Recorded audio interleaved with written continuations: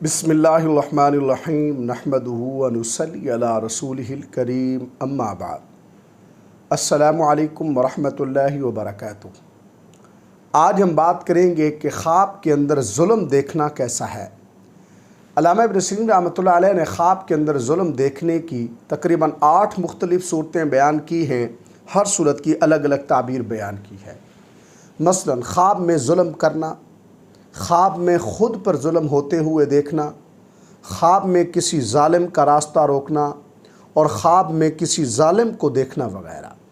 اگر آپ بھی ان صورتوں میں سے کسی صورت کی یا ان کے ساتھ ملتی جلتی کسی اور صورت کی تعبیر جاننا چاہتے ہیں تو اس ویڈیو کو آخر تک ضرور دیکھیں۔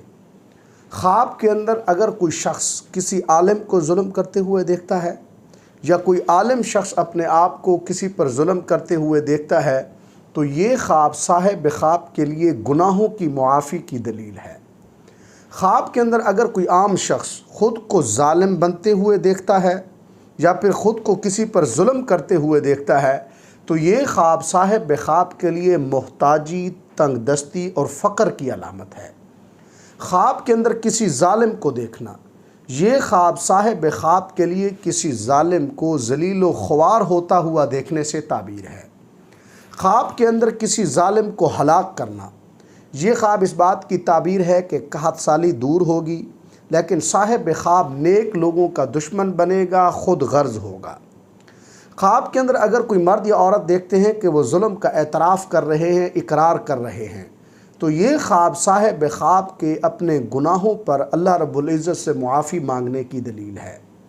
خواب کے اندر اگر کوئی مرد یا عورت دیکھتے ہیں کہ کوئی مظلوم ان کے سامنے اس کے لیے بد دعا کر رہا ہے تو یہ خواب اس بات سے تعبیر ہے کہ صاحب خواب کو اللہ تبارک و تعالیٰ کے عذاب سے ڈرنا چاہیے، اس کے ساتھ کچھ برا ہو سکتا ہے۔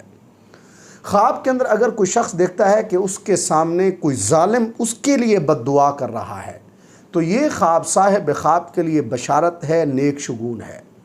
خواب کے اندر اگر کوئی شخص دیکھتا ہے کہ اس کی قوم آپس میں ایک دوسرے پر ظلم کر رہی ہے تو یہ خواب صاحب خواب کے لیے اور اس قوم کے لیے کوئی ظالم حکمران مسلط ہونے کی دلیل ہے۔